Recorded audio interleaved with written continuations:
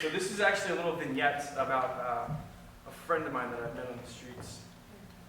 It seems the sun came up again today. I see the effects filtering through the handmade brown paisley curtains at the end of my south room. The light creates a warmth. I feel it somewhere between flesh and bone. It's a day like no other. Strolling down 22nd Street, I see his Brillo salt and pepper hair matted by the nights spent on filth-stained sidewalks. Our eyes catch and conversation ensues. Hal must be 60 years old.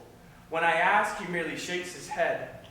This is my mother, reaching into the depths of layers that warm his sickly, frail body, that reminds me of starving children images I've seen. Out comes a pocket-sized photo album, full of pictures from his childhood, his last remaining possession that links him to those that loved him.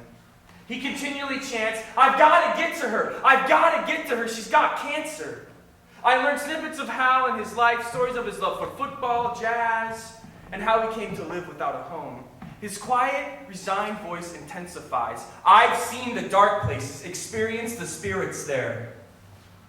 His sagging brown tired eyes and ravaged body reveal the truth. I've been to the dark places.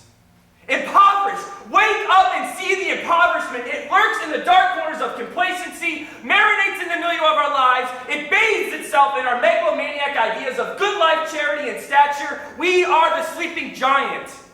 She spent a year's wage on a bottle of perfume that she wiped off the Nazarene's feet with her hair and tears. A thriving soul that experienced darkness.